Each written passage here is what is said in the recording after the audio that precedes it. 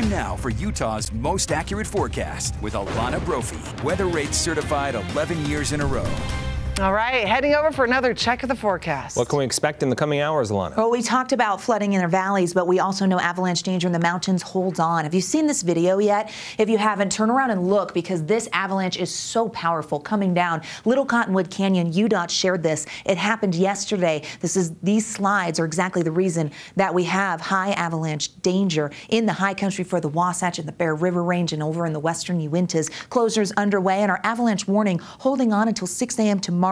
This does also include the foothills in Ogden and the Cache Valley area, so a heads up there. But we know any slope less than 30 degrees, so benches, you have to be extremely careful. We've seen this rapid warm up, and that's been an issue. We do see a temperature drop for tomorrow, but notice how quickly we're going to build back up. We're tracking a storm system, but it starts with the increasing cloud cover that we've seen throughout the state. Live view of Moab, 77 degrees. Still a beautiful shot here with the Colorado there, Red Cliffs Lodge, but cloud cover has made it to the eastern side of the state because we have a stationary front parked in northern Utah. Southwesterly winds coming through ahead of that front and the cloud cover, which you notice here on the satellite, in control when it comes to our skies. Now, we do have wet weather on the way, but before we get there, we're dealing with the winds. Live view from the ABC4 studios, 76 degrees.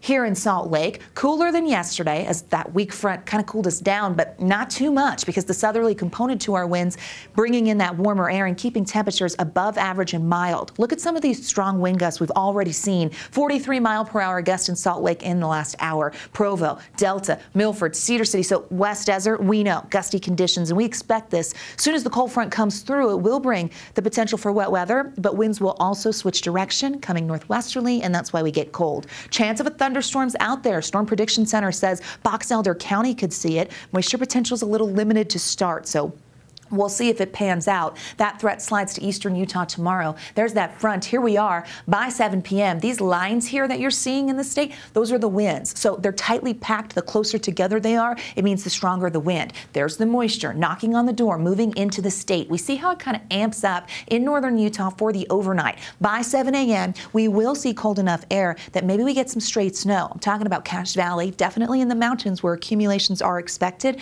but then we get some rain mixing in as well. That mix of rain and snow could be sloppy, also in the Tooele and Rush valleys, which means during commute time, you could have some soggy conditions. So a heads up for tomorrow morning. This is the bulk of the moisture, and because we have warm ground surface temperatures, we don't expect accumulations in our valleys to be majorly impactful, but they will be there. So we watch as this kind of moves by lunch, tracks to the east, and we get some showers on the eastern side of the state, and you can't rule out a thunderstorm there. Quieting down by 8 p.m. throughout the state, but we're not done because some trailing energy into Friday morning pops up some showers. There they are, up towards Cache Valley, into the Park Valley area, and we could watch as those kind of trickle through by the afternoon and evening. So an unsettled Friday, but the bulk of this moisture coming tonight and into tomorrow morning, and morning commute impacts could be there with some sloppy conditions and some spring snow on deck for some areas. Sardine Summit, Logan Canyon, and the Cottonwoods looking at snow potential. How much? Great question. As we zoom in and you take a look, you can see the areas in darker blue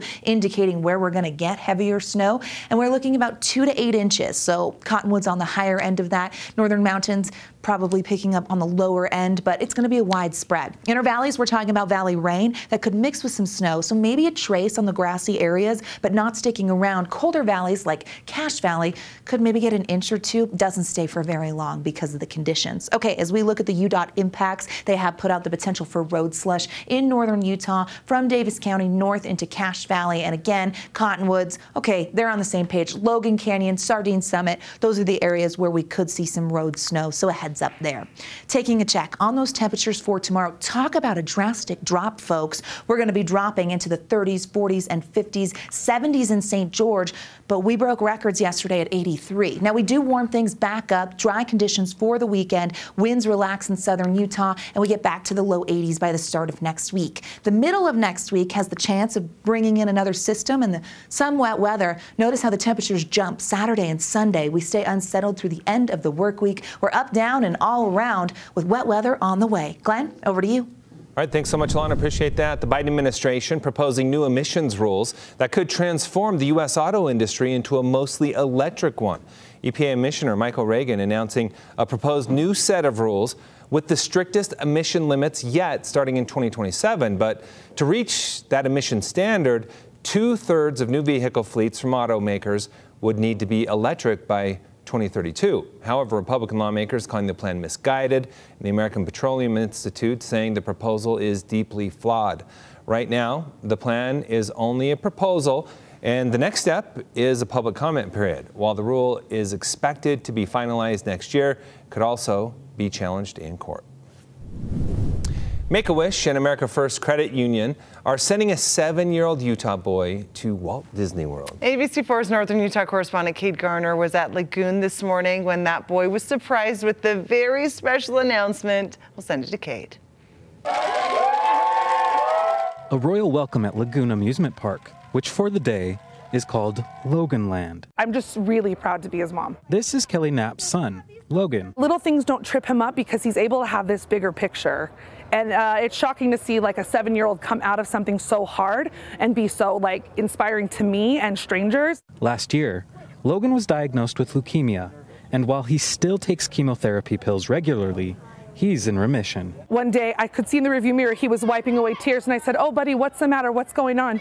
And he said, "I'm so grateful for cancer." And I can think of a lot of things about cancer, and grateful may not be a word that comes to my mind. Knapp says her son has remained positive throughout treatment. He said, "I'm so grateful that I have cancer at 7 so I can figure out that there's this many good people in the world." Logan wants to become a roller coaster engineer when he grows up. Lagoon has really been a phenomenal partner in letting him go backstage and be behind the scenes and really see what a day in the life is at working at Lagoon. And this tour has another purpose.